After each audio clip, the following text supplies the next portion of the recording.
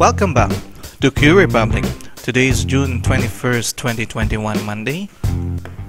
Our news highlights for today: European stocks set for declines following global markets lower on Fed fears. European stocks are expected to open sharply lower on Monday following jitters in global markets over the more hawkish tone from the US Federal Reserve last week. The decline forecast for European markets follows similar moves elsewhere overnight. US stock futures slid early Monday morning after the Dow posted its worst week since October, while shares in Asia Pacific dropped in Monday morning trade with Japan's market plummeting, where the Nikkei 225 plunged 4%. The moves come as investors continue to digest new economic projections from the Federal Reserve and worry that rate hikes could come sooner than expected. In other news, stocks to retest 7,000 level. PSEi is seen at 6,800 while resistance is at 7,000 to 7,050.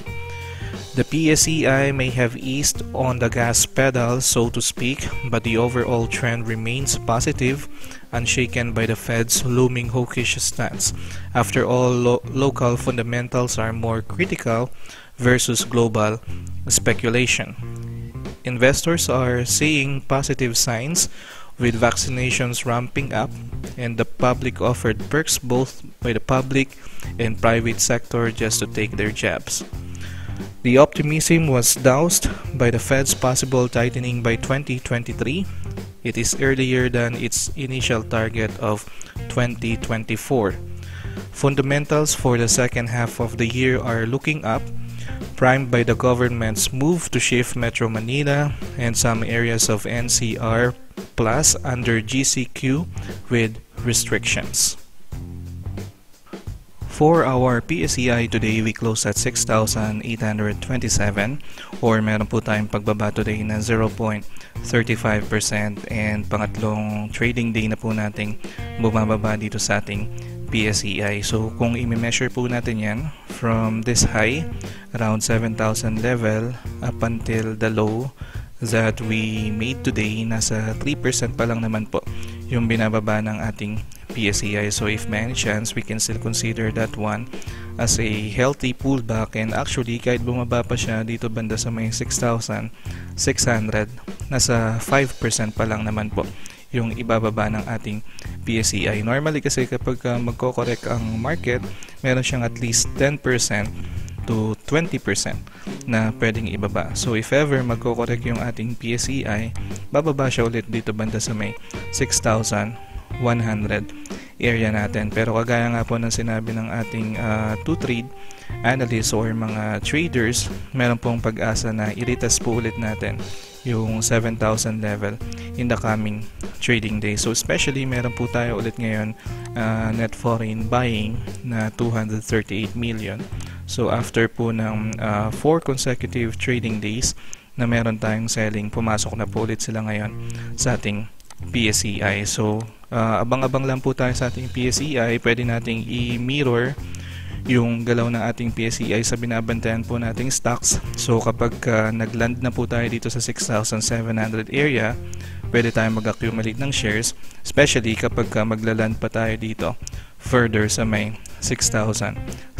So sa ngayon po, we can still consider this one as a healthy pullback, not until bumaba po tayo dito banda sa may 6,100 area natin. Kasi number one reason po natin, yung ating vaccination program is tuloy-tuloy na, and then mas nag-i-improve pa, and then yung ating mga restrictions especially sa NCR is mas nababawasan na po. So very positive naman yung dating ng ating second to third quarter sa ating mga investors. So yan pa rin po yung ating mga i-monitor pa sa mga susunod na araw. At ang mga stocks na re-reviewin naman po natin for today, these are ACEN Energy, PHA, Basic Energy Corporation, Apollo Global, DDMPR, Ayala Land, D2CME, Merimart, Certec, and Philippine Estates. Sa mga bago pong nanonood ng video na ito, I'm inviting you to please subscribe on this channel para maging updated po kayo sa mga bagong videos na nilalabas po natin, particularly sa mga news at insights na binibigay po natin sa ating mga stocks. Like and share this video as well para makapagbigay insights din po tayo sa iba. And also, before we proceed, I would just like to say thank you and acknowledge the following people.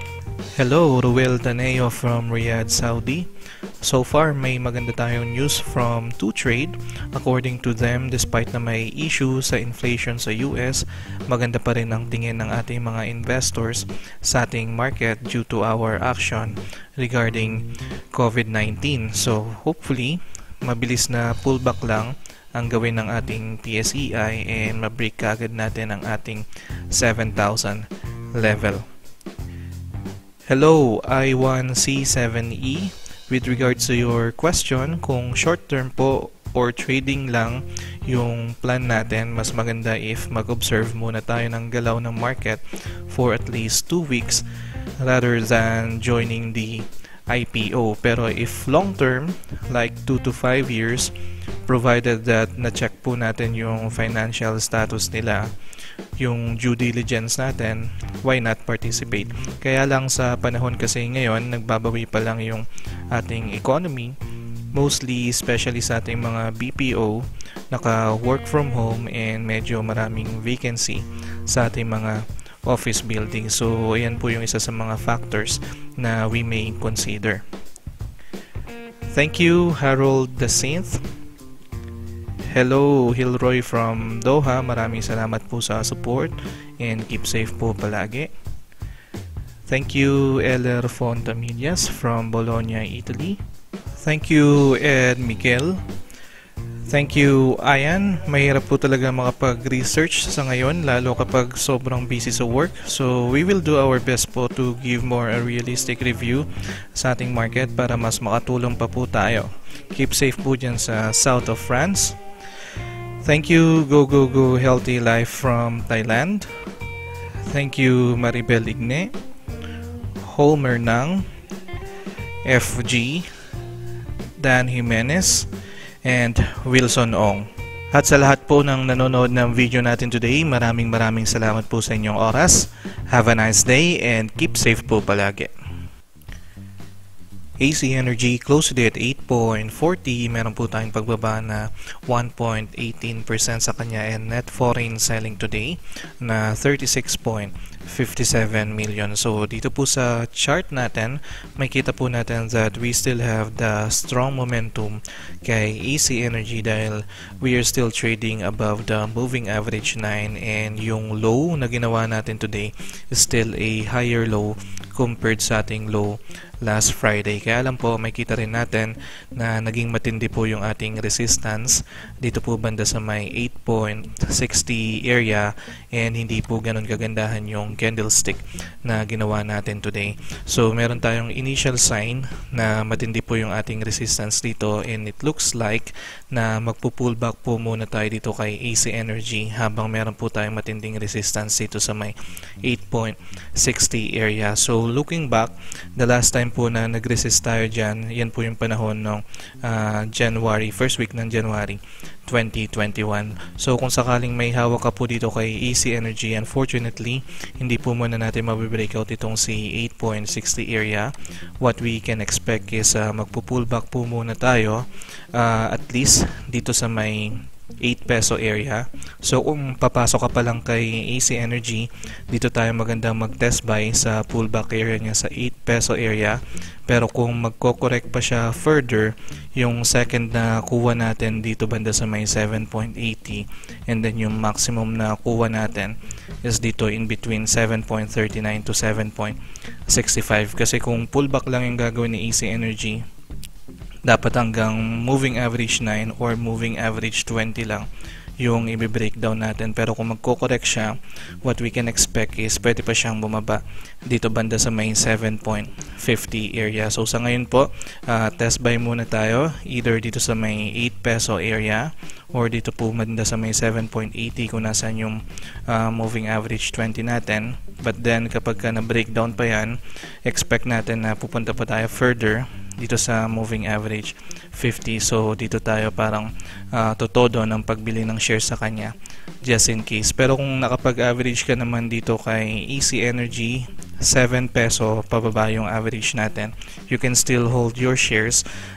Maghintay lang muna tayo, packet pa rin naman to si ACEN Energy, pero sa ngayon po pullback to correction yung possible na mangyari sa kanya since meron tayong matinding resistance sa may 8.60 area. So check nyo po maigi yung magiging options natin for ACEN Energy.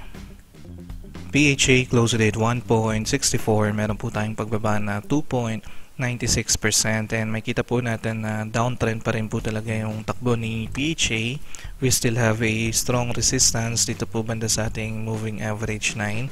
So pababa po ng pababa yung ating price and makita natin that we have a good support here dito sa ating 150 area. So meron po tayo ditong box area na pwede nating sukatin yung kanyang momentum na hopefully pagdating dito sa 150 is magkaroon tayo ng pag-bounce sa kanya. So hopefully magkaroon tayo ng sideways movement upon reaching itong 1.50 area. So kung titingin po tayo dito sa ating weekly time frame, pwede po tayong mag-plan ng pag-average down dito kay PHEi kasi maybe anytime soon hindi natin alam kung kailan tataas yung price ni PHEi. That's why we can test buy dito sa 150 area and then yung second batch ng pag-collect ng shares dito kay PHEi just in case ma-breakdown pa niya yung 150 is dito po banda sa ating yellow line sa ating moving average 100 sa may 1.10 area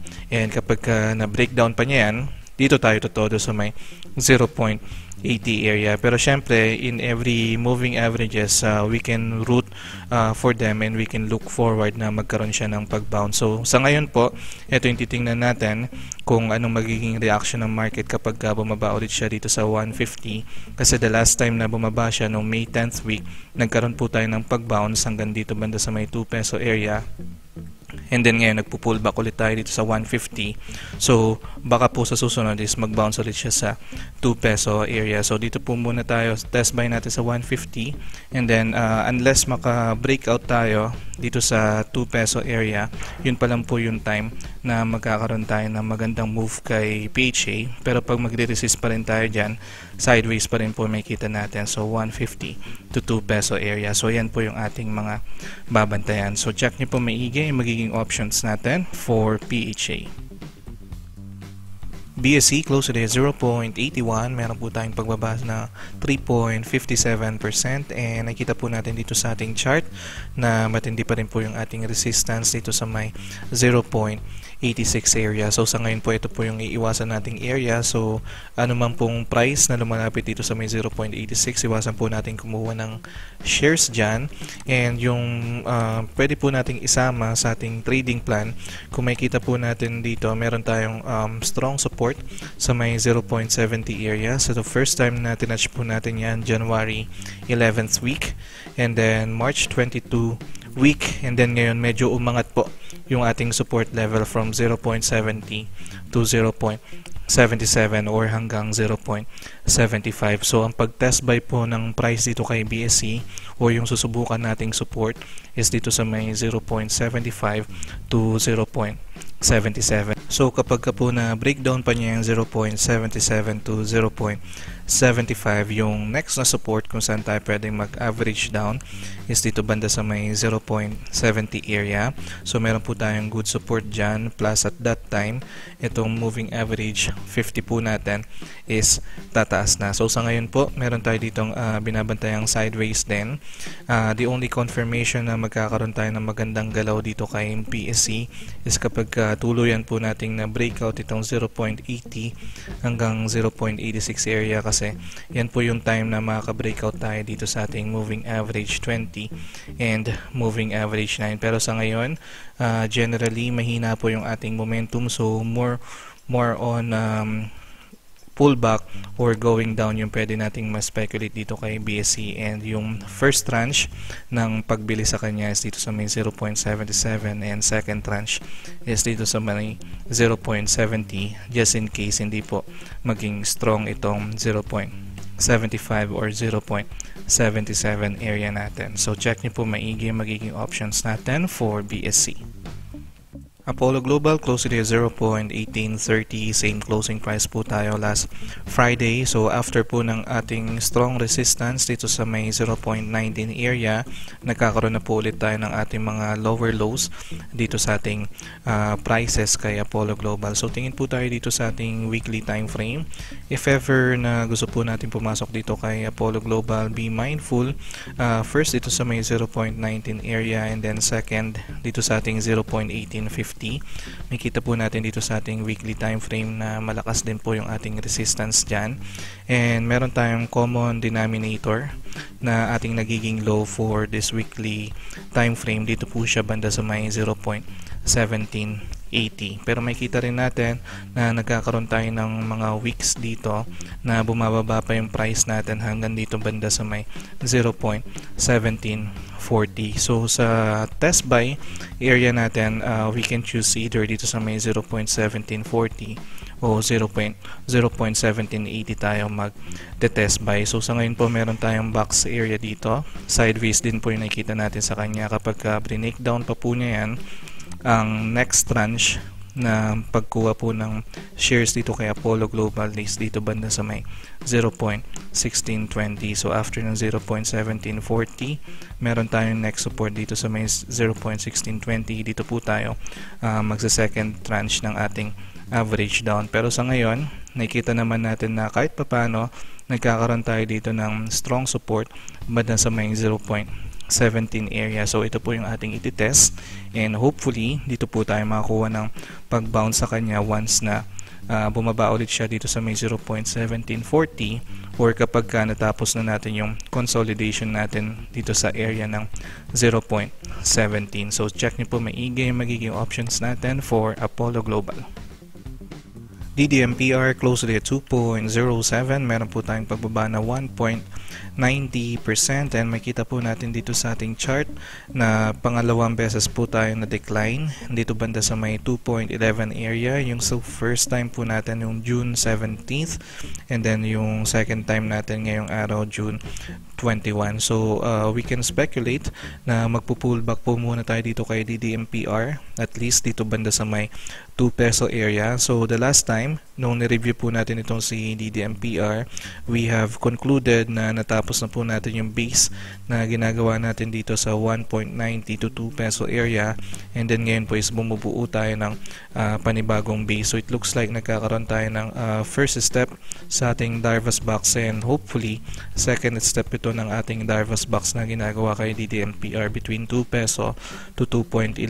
Kaya lang test buy pa rin yung pwede natin gawin dito sa 2 peso area, kasi makita natin humihina na naman yung ating volume, and kapag na-breakdown pa natin itong 2 peso area natin, pagtuluyan pang nanghina yung ating momentum, ibig sabihin magkakaroon tayo ng malaking sideways dito kay DDMPR, and yung magiging range niya is between 1.90 to 2.11 area. So yun po yung second scenario. Again, yung first scenario natin is yung gagawa tayo ng panibagong step sa ating Darvas box, 2 peso to 2.11.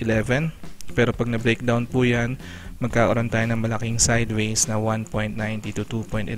So test buy pa rin tayo sa 2 peso area, para pag nag-breakdown siya dyan, abang ulit tayo dito sa 1.90.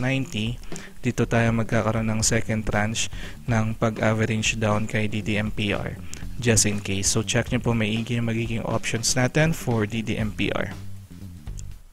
Ayala Land close today at 36.50. Meron po tayong pagtaas na 1.39% sa kanya, and meron tayong net foreign selling today na 15.59 million, and makita po natin upon reaching itong 38 pesos, nagpo-pullback po tayo sa kanya, and meron tayong resistance ngayon dito sa ating moving average So kung titingnan po natin itong si Ayala Land sa kanyang weekly time frame, meron po tayo ditong strong support around 35.90 to 36 peso area. Nandiyan po yung ating moving average 50.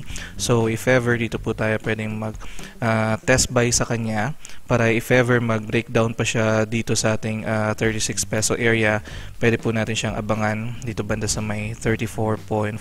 So ito po yung ating second tranche kung saan tayo pwede mag-average down kay Ayala Land habang nagpo-pullback po tayo dito sa may 38 peso area. So kung titingnan naman po natin itong si Ayala Land sa kanyang monthly time frame, meron naman po tayong uptrend channel na nakikita sa kanya. So una po nating clear itong 30 peso area and then 31.80, and then ngayon ang ating nagiging strong support is dito banda sa may 34.40 area. Pero sa ngayon po, since meron tayong immediate support dito sa may 36 peso area, dito muna tayo pwede mag-test buy, kasi kung matindi po talaga or malakas yung kanya momentum, ito na yung ating magiging bagong support and then akit tayo sa kanya. Pero kapag hindi pa siya ganun ka-strong or weak pa rin siya, abangan po natin siya dito sa ating 34.40.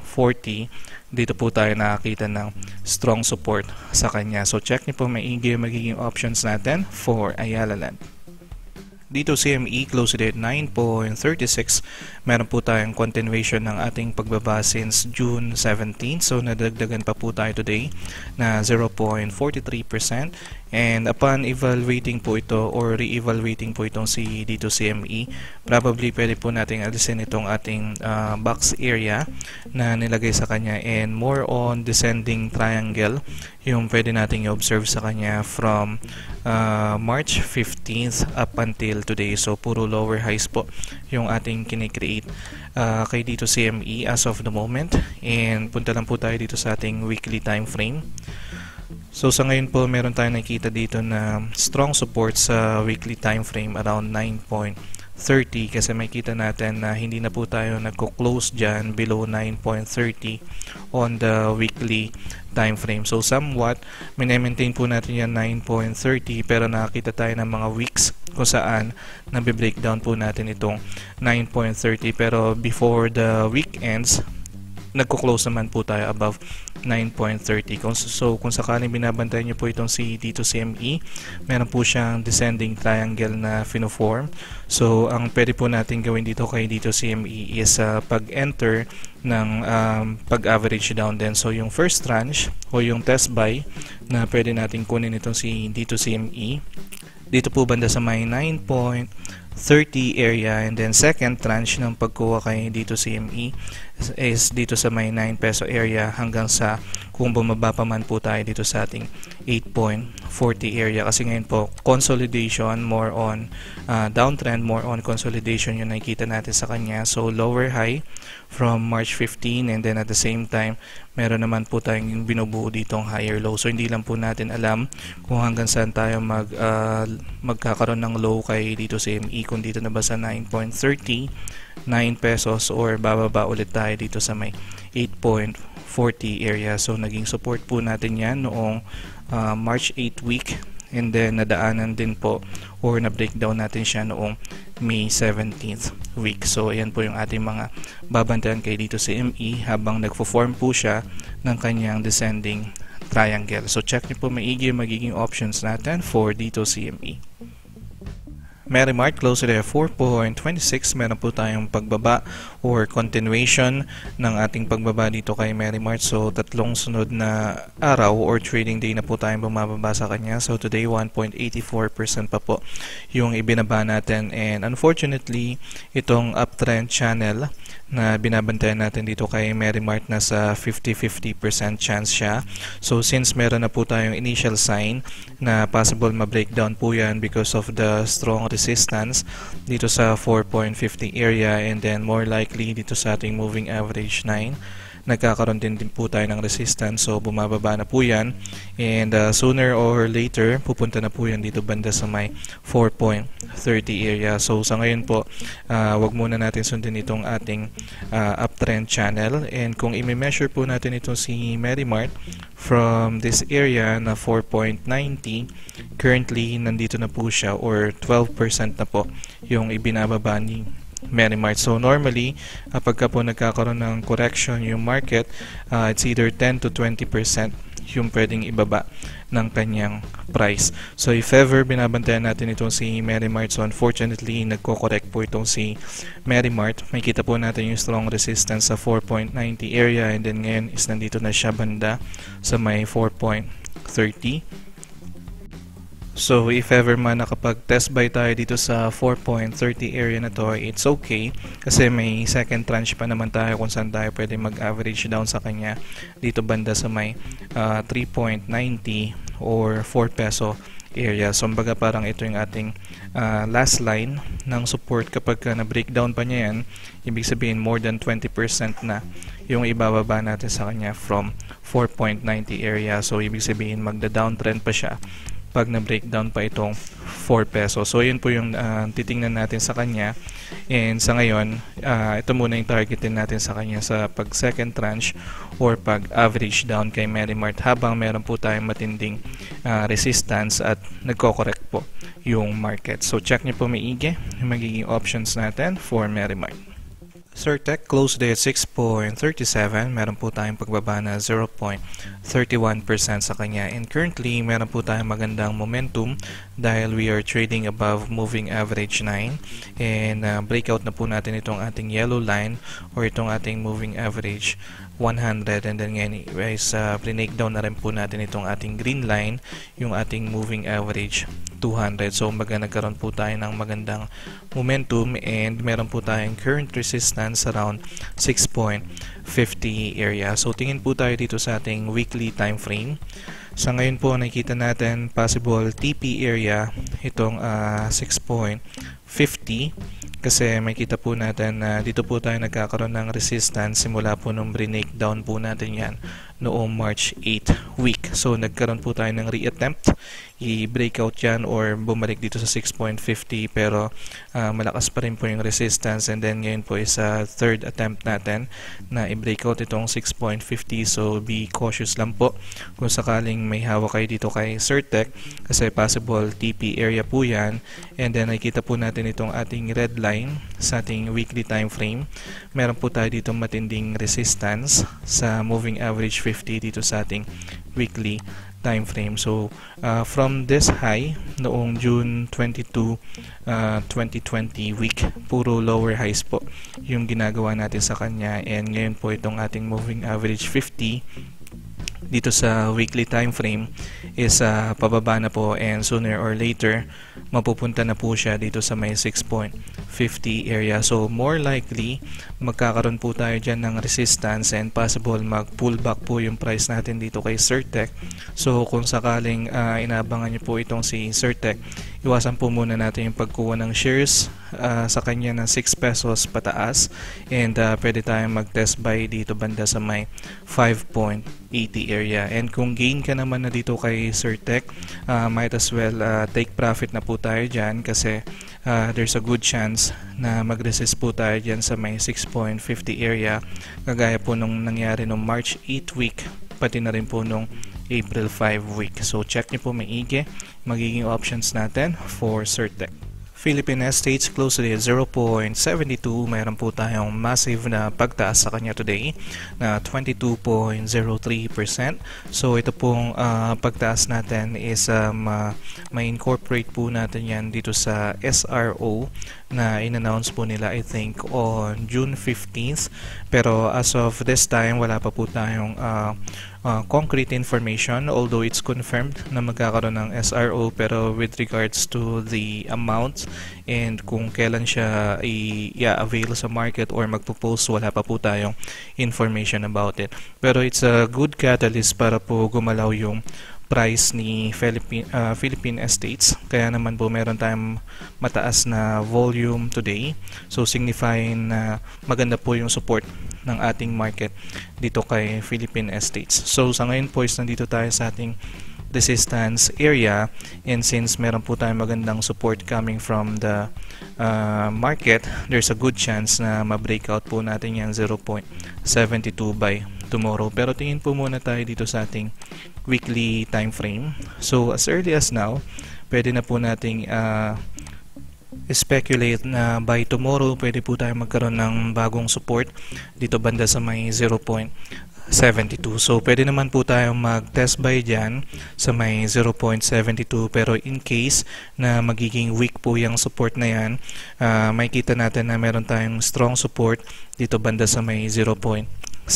So konting shares muna yung bilhin natin dito sa may 0.72 para just in case i-breakdown niya po ulit yan, dito po tayo sasalo sa kanya sa may 0.63 area. Kasi sa weekly time frame, makita natin na matindi po yung ating resistance na pwedeng ma-experience dyan sa may 0.83, kasi yan po yung ating naging resistance noong April 12 week. So tingnan po muna natin sa mga susunod na araw kung magiging strong na tong 0.72, tsaka na lang po ulit tayo magdagdag ng shares. Pero generally maganda po yung support ng market kay Philippine Estates, and meron po tayong magandang paggalaw sa kanya at magandang momentum. So check nyo po maigi ang magiging options natin for Philippine Estates.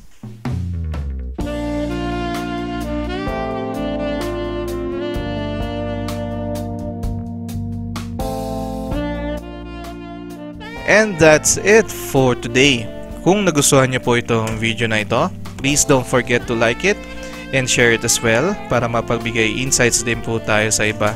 And also, kung meron po kayong additional information or thoughts dito sa review na to, comment nyo lang po yan para makatulong din po or makapagbigay information din po tayo sa iba. At sa inyo po na gustong magpa-review ng kanilang mga stocks, comment nyo lang din po yan para maisama po natin sa ating next session. And sa mga bago po nanonood ng video na ito, don't forget to subscribe para lagi po kayo maging updated sa mga bagong videos na nilalabas po natin. Maraming salamat po. I'll see you soon.